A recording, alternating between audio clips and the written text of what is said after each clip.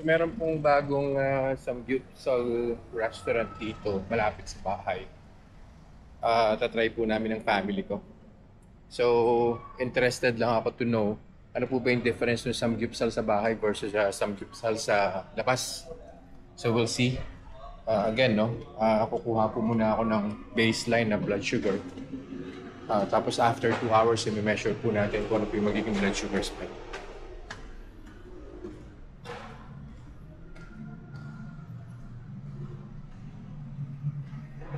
Ayan.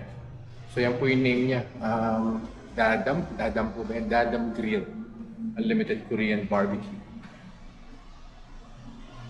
Mukhang ano naman po siya.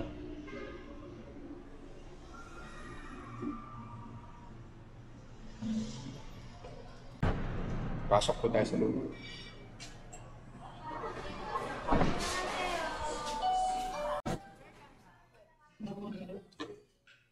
So, shy type pa po pagdating um, sa labas, no? So, hindi po muna ako nag-record ng audio while we were in the Samgyeopsal restaurant.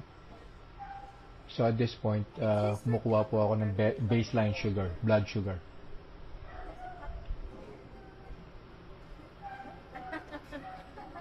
So, yan. So, 106 po yung baseline blood sugar level po natin, no? Tapos, I'll start eating.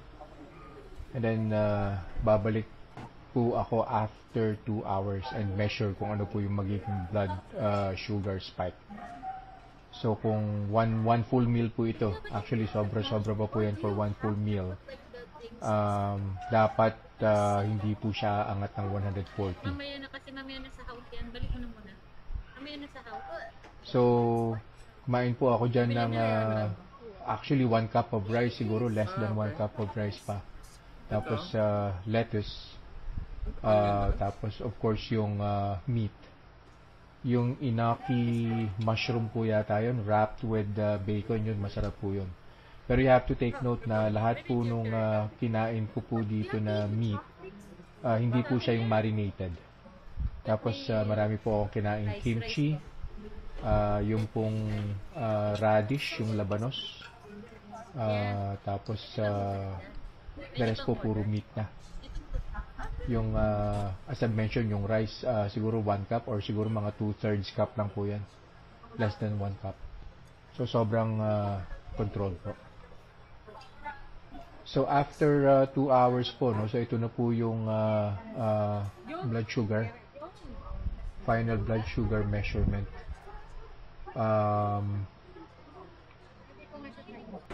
Yung sa bahay, if you still remember, 111 po yata yun after eating the samgyeopsal sa bahay.